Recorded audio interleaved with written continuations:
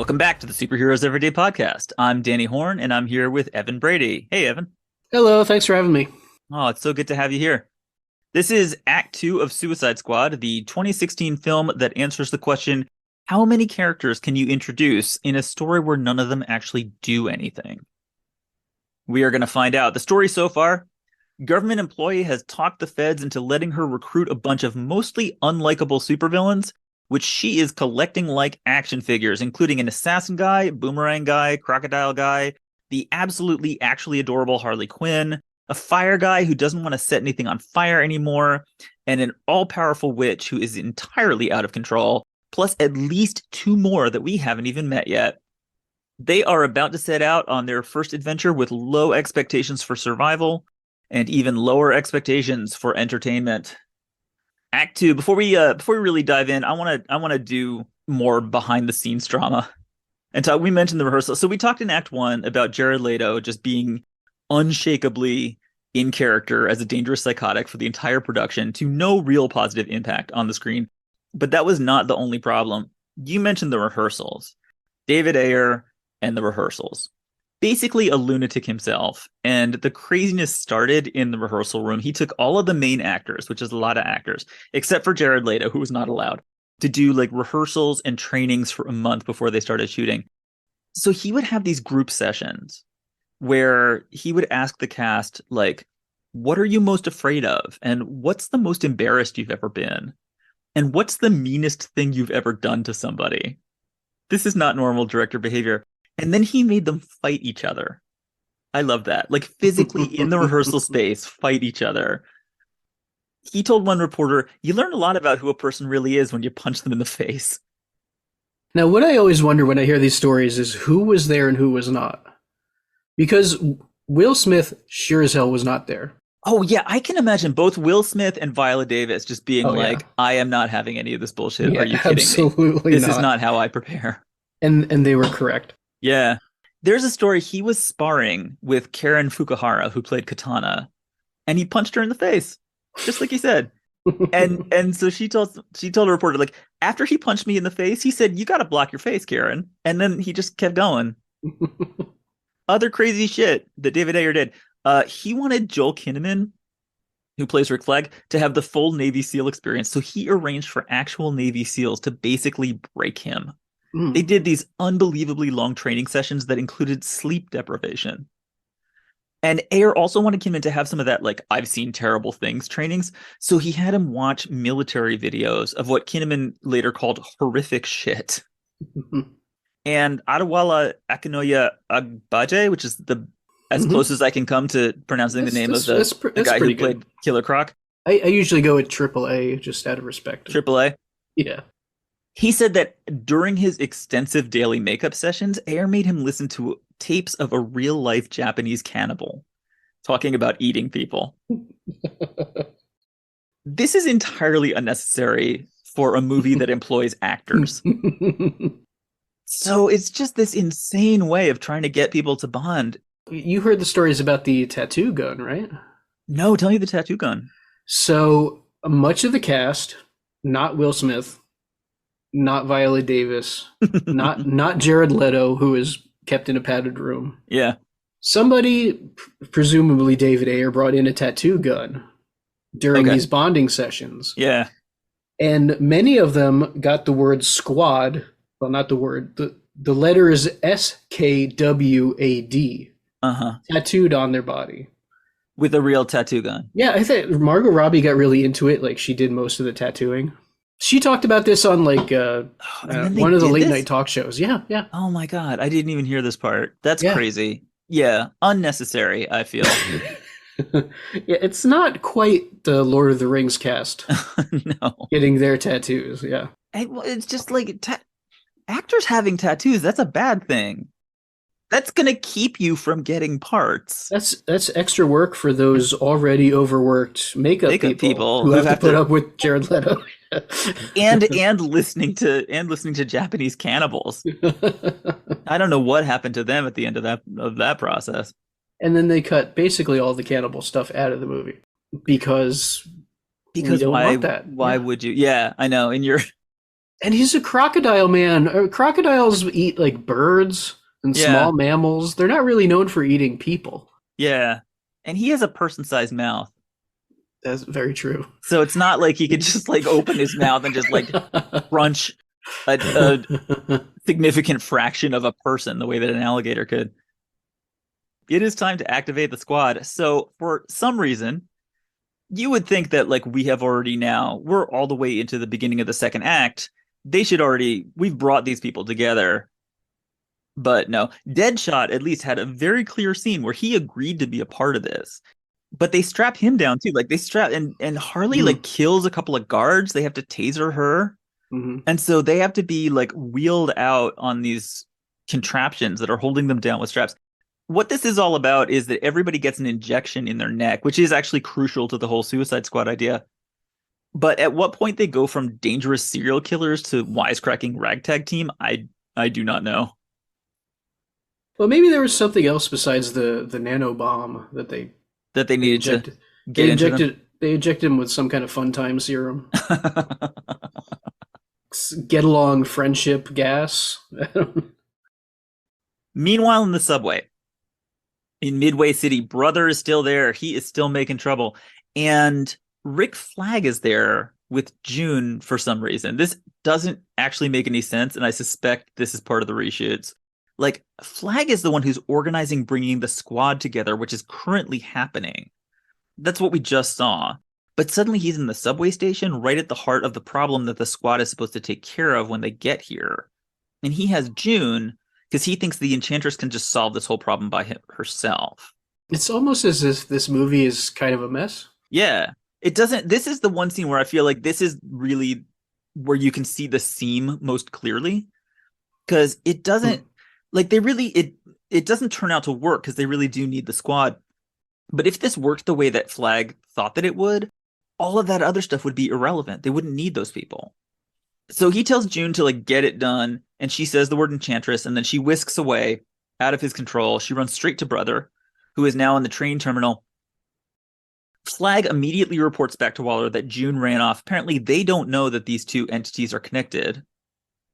Waller just grabs a pen and just starts punching holes in Enchantress's heart. Bang, bang, bang, bang, bang. And so there she is in the train station. She says, Brother, you have to help me. And so he pumps some extra magic into her, and she transforms into pretty June Enchantress, where she's still an evil witch with an evil witch headdress, but she is also a pretty lady. Yeah, she's cleaner now, but I don't think she looks any nicer. She's naked-ish, and she has these sort of like tendrils around her covering up part of her body. She's all excited because she tells Brother, let's get started building my machine so we can wipe out all the humans. And then she just starts doing that. Her definition of building a machine is very different from the typical method that you and I might recognize. Well, as I noted, she's 3,000 some years old, so machines were different then. Yeah. So it's the machine building. It involves creating this magical electrical tornado above her, which looks scary, but I don't know what it actually does. And it's just going to continue to do exactly that for the whole rest of the movie. It gets bigger and brighter and accumulates more stuff circling around it. Yeah. Well, you got to remember, this is 2016, so every superhero movie had to have a skybeam in it, right? Is that right? 2012 was the year that everything had to have like a big flying metal snake. Yeah. Skybeam, preferably blue, because that's the color of energy. Yes, as everyone knows. Right, yeah. Now we go to Midway City Airport, like on a runway or something, where it's daytime now. And there's a lot of injured soldiers there who I guess were fighting Incubus outside the train terminal. It's not clear to me what this space is or why there's all these soldiers there. It's just kind of like set up so that Flag can arrive by helicopter and meet up with his little team of soldiers, including Scott Eastwood playing GQ, who I don't know why they are there. The movie gets pretty confusing at this point, and unfortunately, this is the point where the plot happens. So it's tough that it's so confusing. I don't think that's a coincidence. Flag appears to be commanding two squads at the same time. There's this regular squad of soldiers, including GQ. And then there's the Suicide Squad, who are the actual main characters of the movie. I don't know why they mess it up like that and make it that confusing. And the soldiers with guns seem pretty competent. Yeah. Like they take out the monsters and all by themselves. Harley has a baseball bat. There is a ton of random troopers just standing around looking at the 4 prisoners as they get released from their restraints. I don't know why they have all this free time to stand around and look at stuff when there's an emergency happening somewhere. But it feels pretty casual here on the airport runway. Yeah, so this is the point when Waller's crew brings out our squad's stuff. Yes. Which they saved? Yes. Well, that was in the evidence locker. Yeah. So they let out Harley and Deadshot and Diablo and Killer Croc, who we have been led to expect are the 4 characters who are going to be in this squad. And Harley does some very cute Harley stuff, which is the best part of the movie. She does a joke about the voices in her head, which is actually really funny. Yep. Then they bring in Captain Boomerang, who we haven't seen since his intro way at the beginning of the movie. In a duffel bag. In a big canvas bag that they cut open with a knife, which you wouldn't think is a way that you do things. I don't know why they did this. And he just pops out and he immediately punches somebody in the face. Yes. Which is supposed to be a joke. And then, and this is worse, a van arrives with a whole new character that they have decided to barely introduce. Evan, who is this? This is the best character in the movie, Slipknot. Slipknot. The man who can climb anything. Do not get attached. Now, another thing that I know about the original version of the movie is there was a whole backstory for him. He's a serial rapist. Oh, nice. That's a thing that I know about Slipknot. And so that would have just been so depressing. It is really for the best that they cut that out. But without any of that, he's just a guy who just shows up out of nowhere and punches a woman in the face. And that's the first thing he does in the movie. Yeah. Yeah. And I think it's interesting to point out when they were doing the press tour, Adam Beach, who is a Native American actor. Yeah. This is Slipknot. Who played Slipknot, was involved in all the press stuff. As if he was in the movie. Right. Because I guess they wanted it to be a surprise. And, it might have been a surprise if they had done the introduce the character montage that every other member of the squad gets. Yep. But he does not. Yeah. Like, he's clearly the meat. Right. Yeah, he just shows up to be the red shirt. Flag finally explains the premise of the movie, which is the injection everybody got was a nanite explosive, whatever that means, which is the size of a rice grain and as powerful as a hand grenade. So if anybody tries to escape, he just presses a button and they die. What if the Wi-Fi's out? That's a really good point. Yeah, and they go to a place where there's like a lot of electricity. And they're underground in it. It's a subway station, right? It looks like Grand Central, but it's Midway City, wherever that is. Yeah. So it's just the button's on his phone. Yeah, you're right. What if the battery dies? They are free. They can go wherever they want.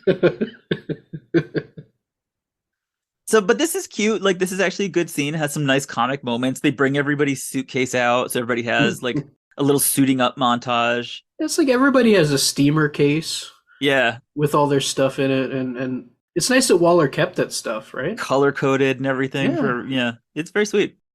And Boomerang has a little pink unicorn that he's very happy about for character reason that we don't really get. It's never expanded upon at all.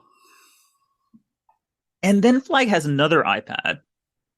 And Waller appears on that and explains even more of the premise. So now we have to have like 2 of these in a row. She says that there is an active terrorist event in Midway City. Their mission is to rescue HVT-1, the high-value target who is the only person who matters that they have to get. And if they succeed, they'll get 10 years off their sentence. And she tells them, remember, I'm watching. I see everything. And Deadshot says, so what, we're some kind of like Suicide Squad? And yes, finally, after 47 minutes. In the second movie, James Gunn establishes all of these plot points in like 6 minutes, and it's really funny, and there's really good music. It turns out it is not that hard to introduce this premise as long as you're not trying to be methodical and layered and sad. It's very clear and streamlined and obvious to anyone who's paying attention. Yeah. Yeah. We are currently 47 minutes into this movie. We haven't even introduced all the members of the team yet. So Wheels Up, they all get into like this little heliplane. I don't actually know what to call this particular type of machine. It's not exactly a helicopter. Is it an Osprey? All I know is whirlybird. I'm going to call it a yeah. You don't mind, I'm going to call it a whirlybird. Whirlybird. Well, a couple of times Flag says helo. Yeah, I don't know what that's short for. I assume it's short for helicopter. Helo, but it's big. Yeah, I don't know. They all get on this whirlybird, and they're going to take a little trip to the scene of the crime. And before they take off, in walks Katana, who is a Japanese sword revenge lady, who is basically exactly what you expect as soon as you hear me say that. Yeah. Do you have the whole speech? Because I do. Oh no, please go ahead. Yeah, the whirlybird is about to take off. At the last second, this Japanese woman carrying a sword climbs on, and Flag turns to the Suicide Squad and he says, "This is Katana. She's got my back. She can cut all of you in half with one sword stroke, just like mowing the lawn.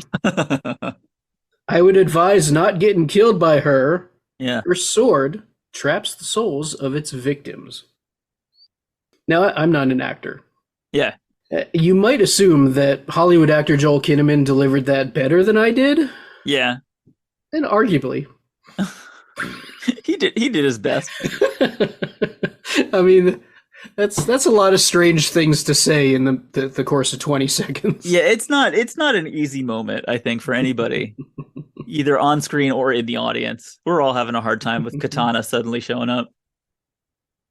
And so then they take a little whirlybird trip, and I think like these are all like fun character moments that they did in the reshoots of like lots of little funny lines. Like Harley's real funny, and Killer Croc throws up on the plane, and I think this is all kind of like to make them playful.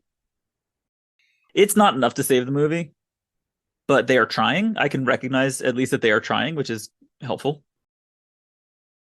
Oh, and Harley gets a text from Mr. J on the little cell phone that she was given that says, "I'm coming for you." And then she shares a little look with Deadshot.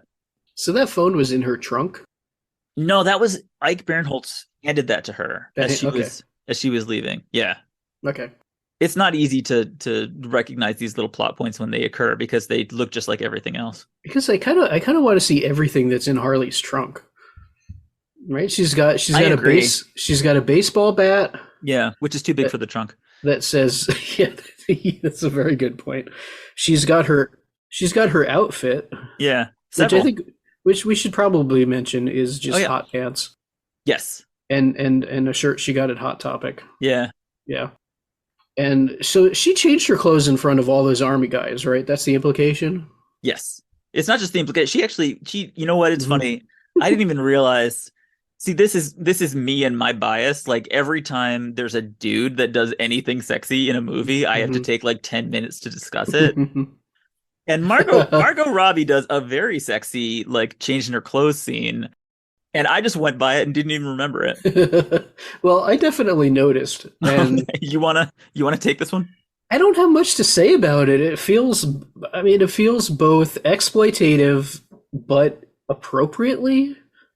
Yeah. Because of her character. Yeah. I mean, I think her outfit is horrible. I mean, that's not my Harley Quinn. That's not my grandfather's Harley Quinn. What would you rather see, like the actual like clown outfit? I mean, we get to see that for a few seconds. Yeah. And she picks that up. That's in her trunk. Yeah. I mean, I don't expect her to wear the hat with the balls on it and stuff, but it's like Daddy's Little Monster, really?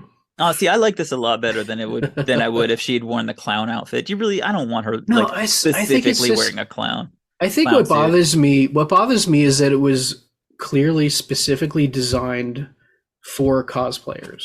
The clown outfit or the Daddy's Little Monster? No, the what she wears for the rest of this movie. Somebody said every Comic-Con for the next 20 years, there will be girls dressed like this, and this is what I want to see.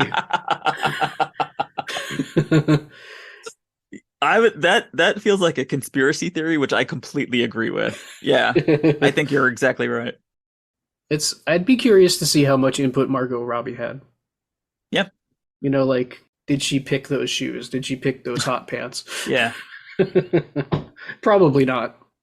I don't know. I mean, the costume designer was probably in a good mood when they were doing the fitting for everyone else, because at least like Margot Robbie's acting like a professional person and not pretending to be a comic book clown. Yeah, Jai Courtney didn't come in to try on his jacket and hit anybody with people boomerang. And yeah. Naturally, in a superhero movie, as soon as you got people up in the air in some kind of mechanical conveyance, it is only a matter of time before somebody shoots it down. So that happens. Somebody shoots at it and the whirlybird crashes and it rolls over and over and over. And then they all get out and everybody is totally okay. And I have 2 questions for you, Evan. Question number 1, who shoots them down? And number 2, why? Question number 1, I'm assuming it's Enchantress's brother's goons. He doesn't have goons. Doesn't he? He has mushroom people. Well, yeah, that's true. There was some carnage action later on. Some like red tendrils that do stuff. I don't think that's what happens to the whirlybird though. No, I think someone actually shoots it. Yeah, they're hit by like a rocket or something. Yeah, right? Yeah. This is just, it's another moment that is absolutely baffling, and I think comes from the fact that they're stitching 2 different versions of the movie together and just like putting Scotch tape over it. Like I believe that there is no answer to that question of like who shoots them down. Especially because they just end up in exactly the place they were trying to go anyway. This is a thing that happens sometimes when somebody will film a scene. I think like the helicopter crashing and rolling over and over. I think that was just difficult and expensive to do. And you have to keep it in the film. Yeah. And so then when you have to cut stuff, you don't cut the thing that's difficult, even if it doesn't make sense anymore, because it was so expensive. We can't just take that out. So I think that's what happens here. Yeah, I mean they crashed that thing. Yeah, so now we got to show it. By now it's after sunset, so they're walking through this very spooky looking post-apocalyptic city set. All citizens have evacuated. Streets are dark and empty, and everybody in the squad is kind of like loping along. There are going to be a lot of walking scenes from here on. Like most of the movie from this moment is just walking someplace. Act 2 is the squad and the army guys walking down what appears to be one street. It's a long street. So they have to establish the stakes at this point because we're so far into the movie. So Boomerang talks to Slipknot. These are 2 characters we don't really know very well. And Boomerang tells him the nanite bombs are a lie. That's all bullshit. We should just run away. And so he convinces Slipknot to try it. And so they both try to run. Boomerang is instantly caught by Katana, but Slipknot manages to climb up a building, and Flag just calls up an app on his wrist phone, and Slipknot's head explodes. Bloodlessly, yes. Slipknot has no blood. As always, bloodless murder with no consequence. I guess that helps him superhero movie special. Climb stuff. What, he doesn't have any blood in his body? Yeah. My joke about loving Slipknot is a lot harder since you dropped that rapist nugget. I apologize for screwing up your game. It was never true, but it's harder harder to stick to it. Well, and so but the character just existed in order to show us that the neck bombs are real. Which, of course, there had to be that guy. Right, exactly. But that guy could have been Captain Boomerang. For all I care, yeah. I mean, he doesn't do anything for the rest of the movie. Nope, he throws boomerang every once in a while. But he's not that much fun to look at. I counted. Oh yeah? He throws 3 boomerangs in the entire film. Really? Yeah. And one of them is like is not, one of them hovers and has a camera in it. So that's a drone, not a boomerang. Yeah, I was kind of confused by that one. And then we find out that this is a zombie movie, which we did not realize that it was a zombie movie, but now we find out. Yeah, I haven't watched The Last of Us yet. I was just going to talk about The Last of Us, yes. But from my understanding is there's fungus zombies. Yep. Which is these guys. Yes. Right? Yep. Okay. As far as I can tell, yeah. This is 3 years after The Last of Us. Okay, so it's after the video game. Okay. Yes, and so yeah, they just appear to be like mushroom zombies. They got like Yeah. they're humanoid and they're armed and intelligent, kind of, but their heads are all just like lumpy black mushrooms that are covered with Hmm. big black blinking eyes. And when you smack them, their heads like are it's like they're plaster or something solid inside. Pustules is the word that comes to mind. Yeah. Mushroom guys go on the attack, and so finally, big fight scene. Everybody's shooting. Boomerang's using his knives and not his boomerang. Killer Croc is just like tearing dudes apart. And these mushroom guys, they're kind of hard to kill. You basically have to like completely destroy their heads. I feel like the army guys with their machine guns could probably handle it. I don't know. They tried. This is a very like bangity bang type movie, and it doesn't really seem to slow them down. No, This is you need a baseball bat. Is what you yeah, need. yes, exactly. Now this is clearly a video game fight because there is an indeterminate number of faceless opponents without souls or families or feelings who are gonna replicate for as long as the director feels like this scene should be. They run straight at you, no real strategy, and they do not change their tactics no matter what. Hmm. Even if everyone around them dies, they just keep on coming until the fight is over and there just aren't anymore. Meanwhile, at the train terminal, yeah, they're in. It's kind of like Grand Central Station. This is where Enchantress and Incubus have their little headquarters. And there's this little platform area where Enchantress stands, and she is just going to stand there for the entire movie. For basically like 2 acts of the movie, she just does not move. So she's there on her little Well, platform. she moves. Well, She yeah, does. She does her. she gyrates. she does her Megan dance. Yeah, Right. she Like, doesn't go to a different location. But yes, no, she is constantly in motion. she's got an invisible hula hoop or something. Yeah. Yes. So the mushroom guys bring in like a bunch of the soldiers that they've captured. And Enchantress takes the first one and kisses him, and then he turns into a mushroom guy. And now he's part of her army. So this for zombies, this is not really very efficient. If the boss has to kiss every person that you're turning, she needs to learn how to delegate. This is why we're not getting anywhere with the machine. That's a personal touch. I mean, yeah, I appreciate that. Spend a little time with the boss. I mean, we don't see it, but she probably asks them about their family, their hobbies. Where do you see yourself in 5 years as a mushroom guy? Yeah. Flag leads into the building where the high value target is. And they got to get to the top, and then they'll be extracted off the roof. And they've still got soldiers with them. I'm really not sure why we still have soldiers at this point. They get into the building, and it's a huge office complex lobby. There's no monsters yet. Everybody's up on another floor, and they're in a big empty office for some reason. And that's where we have like another big mushroom attack. So there's another fight scene, a lot of shooting and breaking glass and punching. It's pretty dark, so it's not as much fun as it could be if we actually could see stuff. This is the scene when Deadshot has his mask on because Will Smith took the day off. Oh, is that right? Yes. I think you're right. Yeah. I'm pretty sure. Yeah. Diablo's been holding back this whole time because he doesn't want to kill people with fire. And he has told them that again and again and again. And they do not believe him. So everybody's all upset.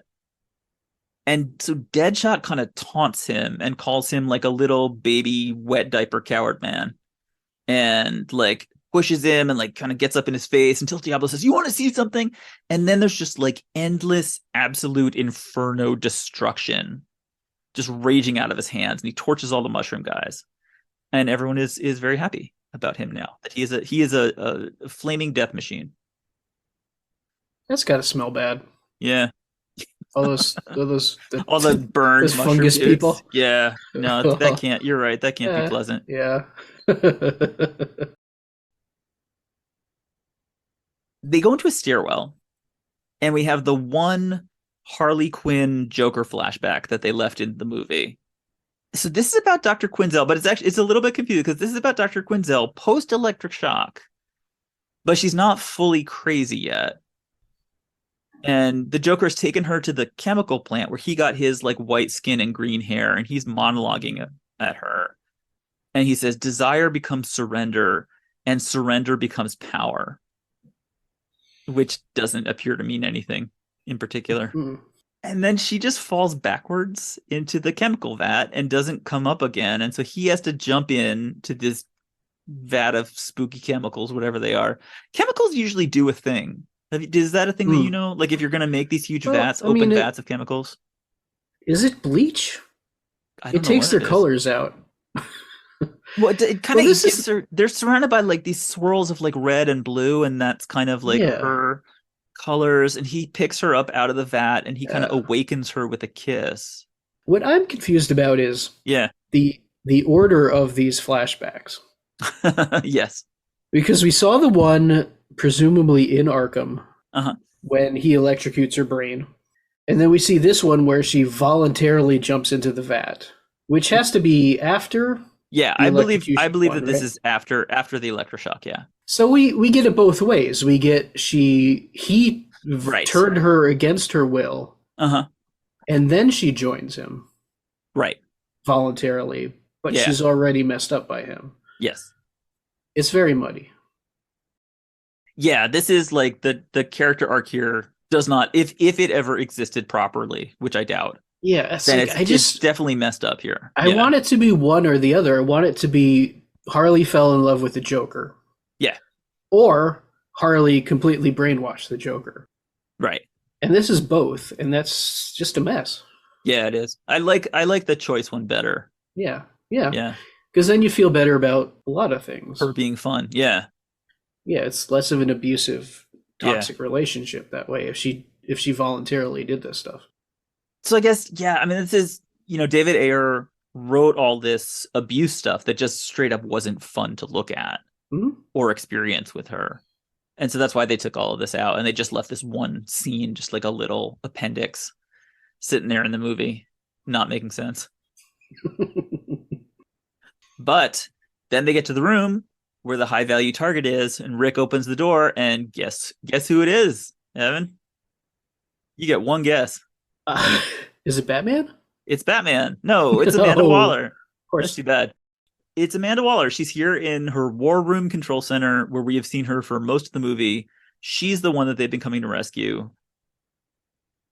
Now, this is fine because this works for the character, because she is the only person that she actually cares about. But it's a little disappointing because it's just the most obvious outcome. We've already seen her a lot, and the idea of getting to the HVT would be that now we're going to see something different. And we do not. It's just Waller again. It makes sense in that Enchantress is angry at Waller for enslaving her, basically. Yep. But we, the audience, already recognize Waller to be the villain of the movie. Yeah. So we just spent all this time rescuing her. Yeah. Yeah, it's I'm not a screenwriter, but this feels clunky. Yeah, it does. It really does. The absolutely crazy thing in the scene is that Waller is going to leave, so they're retreating. She orders all the techs in the room to like shut everything down and wipe the drives. And when they're finished, she shoots them all. Bang, bang, bang, bang, bang. She just shoots them. There's no real reason for that, and in universe it doesn't actually really make sense that you could like hire a staff after this. Yeah. Presumably you could just leave them there and they'd be turned into mushroom people anyway. I don't even know. I think this is the way that David Ayer thinks about employees. This feels like the rehearsal room. So this whole movie is basically it's a closed loop. Waller creates this problem that they have to solve by letting Enchantress loose in the world, and also like getting the other little action figure that has her brother inside of it. So she creates the situation that the Suicide Squad has to come and fix because she stays in her control center and she doesn't evacuate like everybody else does. So this is all Waller's fault. I wish I could say that this was the end of Act 2, but it is not by a long shot. There is a lot more of this movie still coming up. Well, that street is really long. Yeah, it is. And they have to keep walking. So, yeah, I mean, the movie is actually incredibly straightforward. Like, you just walk to one place and you find Waller, and then you've got to walk to the next place and fight Enchantress. And it takes forever to get from one step to the next. They all go up on the roof. Well, they can't take a helicopter because the helicopters keep getting shot down. Yes. So they have to walk. They have to here walk. comes. Well, they all get up to the roof. This is where that happens. They all get up to the roof, and then there's this new whirlybird that comes to pick them all up. Except, the Joker has hijacked the whirlybird. They've been billboarding for us that the Joker is going to show up and save Harley. Mm-hmm. And so that's what happens. He has hijacked this plane, and so there he is in the back of the plane, and he's in a tuxedo, and he's just shooting at everybody with a machine gun. He's finally come to pick up Harley and take her away. He's learned how to disable her nanite bomb, and it turns out that is why back at the beginning of this act he shot up that science center so he could learn how to disarm it. He couldn't just look up a tutorial on YouTube or something. Now, what happens here, this is actually a big change from the original cut. This is all reshoots, because in the original script, Harley was supposed to refuse to get on the plane because she'd bonded with her friends and she realizes that the Joker's been abusive. And so this is the whole character arc that the studio decided was too depressing, and they took it all out. And then they reshot it so that Harley actually does get on the whirlybird with Joker after all. I don't know. I'm kind of torn about that, because her refusing the Joker's help would be a good character moment. But the scene that's about to come with her thinking the Joker is dead is one of the only genuinely emotional bits in the movie. That is true. Yeah. I don't know how I would have handled that. Yeah. Just done a completely different plot altogether, really. I wouldn't have had the Joker in the movie for one thing. Yeah. So there's this big team bonding moment where Harley is getting away. She's on a rope that's hanging from the Joker's whirlybird, and Waller is just furious that she's getting away. And she orders Deadshot to shoot Harley, and he doesn't want to do it. But she says that he'll get his freedom. And so he takes aim and he misses, and Harley's okay anyway. These are the fun character moments that they did the reshoot for. So on the whirlybird, Harley and the Joker are kissing. Waller has given the order to shoot it down. So here comes a rocket. Apparently you can just make these magic rockets appear and shoot down whirlybirds whenever you want to. So that happens. Mm-hmm. They're both going to jump out. Harley falls out. She lands on the roof, and then Joker's I'm gonna try and stop saying whirlybird at some point. But the Joker say helo like Flag does. The helo, Joker's helo, crashes into an office tower and explodes, and he is apparently dead now. Mm-hmm. In the original cut, that's how the Joker died. He's dead now. Yes. In the original cut, he survives and he shows up at the end. Well, actually, he does show up, but he shows up during the fight. A fresh whirlybird comes by and picks up Waller and takes her away, and then Brother shoots at a tentacle and grabs it out of the sky and crashes to the ground. So now Waller's whirlybird is down. There's so much whirlybird drama in this movie. You wouldn't think that there would be all this whirlybird drama. I think there really is a lot of it. I think that's number 3. I'm never going to stop saying that word. I love it now. Whirlybird. Whirlybird. I'm just going to keep on going with all the words. So we see Waller in the downed whirlybird. She's okay, but she's surrounded by mushroom guys from The Last of Us, and they grab her. All right, so Waller's whirlybird's down. She got the mushrooms. Now Flag tells them they have to go and rescue her all over again. Nobody's happy about it. And then it starts raining, just for added pathos. And thematic rain. Yes. And we see Harley sitting in the rain, and she's being sad about the Joker. It is not clear at this point what this movie is even about. Get this scene is unnecessary, but she's acting the hell out of it. She's so cute, though. Yeah. So the guys all walk out of the building, and she's sitting on top of a car. And she poses. Says, yeah. And she says, "Hey guys, I'm back. I missed you all so much," and they're really happy to see her. Yeah, and I think they are. Right? Yeah. Boomerang is real cute. He says, "Hey, craziness," and he tosses her bat to her. So he kept her bat, and so it's she just feels seen by the team. And according to the rules of movies and soundtracks, they are a family now. It is incredible to think that Act 2 is not over yet, but it goes on for another 10 minutes. Brother has the Enchantress's heart somehow. I'm not sure how he got that, but he has it. I guess it's because they kidnapped Waller, and so now they have the briefcase and the heart. So he heals it up and he puts it back into her, and now she is even more powerful than the amount of powerful that she used to be. Yeah, she gets a glow up. Yeah. And Waller's there. She's surrounded by mushroom people, and Enchantress says, "Tell me how to defeat your armies." And Waller says, "Do your worst, bitch." But she already is doing her worst. Like, literally everybody involved in this production is doing their worst. They've been doing it the whole time. It's pouring rain. Everybody wants answers from Flag about what is even going on in the movie. And he finally tells them about Enchantress, which it's tough that the big revelation at the end of Act Two is something that we already know, have no interest in. But it's actually, this is kind of the point where you're like, oh wait, they don't know that yet. Like, you don't even really realize. But he tells them about Enchantress and that she is the whole problem, and also she was his girlfriend. And everybody just gets sick of talking to Flag, and the whole squad just walks away and goes to a bar. Yeah. I love, and then Harley takes the job of bartender. Yes. And she does she's great at it, right? Yeah, she is. She knows what everybody wants. We don't see it, but she made herself a margarita. Yep. A red margarita with blue salt on the rim, which is both, on point for her theme, and she knew where all that stuff was. And now they are all drinking and bonding. I can't even with these characters anymore. And Katana's there. Who's not. Because she's often not there from scene to scene. Well, she doesn't talk much, and so you kind of forget. Yeah, but like there are scenes where she's not in the background. Yeah. So when she shows up, it's surprising. When you remember that Katana is a character in the movie. Yeah. So Flag comes in and he's feeling ashamed about having sex with a monster that's destroying the world.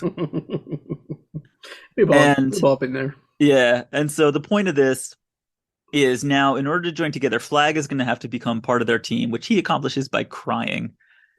And he tells everybody, "You're free to go." And he smashes his explosive wristwatch so he can't explode their heads anymore. And Boomerang disappears. And Boomerang just runs away and disappears, although he is back in the next scene, so there's no point to that. He's gone for maybe 2 minutes at the most. And then after all of this, I'm going to call it the stupidest thing in the entire movie happens right now.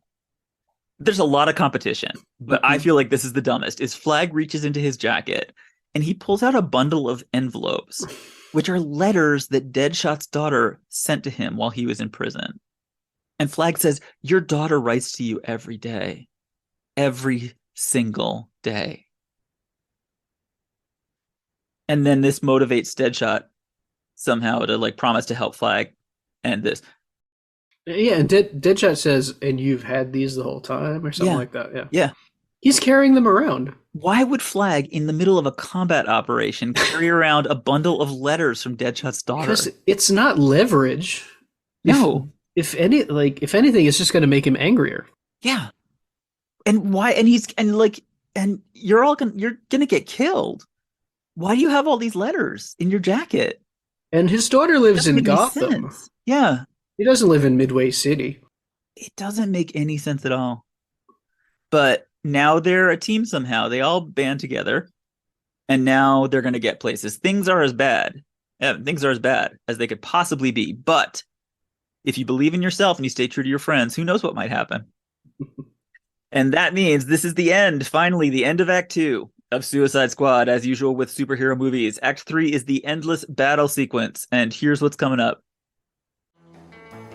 I saw an article where he said, "I'm playing a guy called the Joker. It's okay to play some jokes." No, it's not. It is not. It is not okay to do this. You complete crazy person.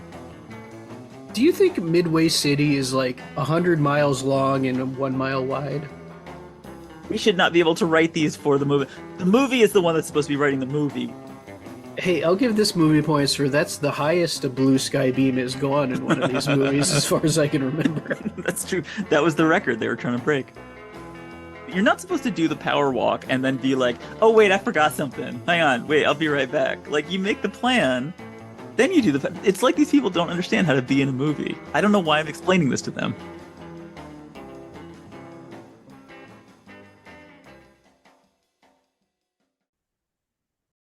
Stay tuned for that. Thank you very much, Evan. Thank you. I will see you back here for Act 3 of Suicide Squad on the Superheroes Everyday podcast. Thanks for listening. You had these the whole time? You had letters from my daughter the whole time.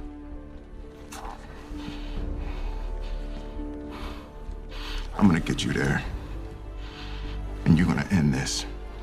I'm gonna carry your ass if I have to. This shit is gonna be like a chapter in the Bible. Everybody's gonna know what we did. My daughter is gonna know that her daddy is not a piece of shit.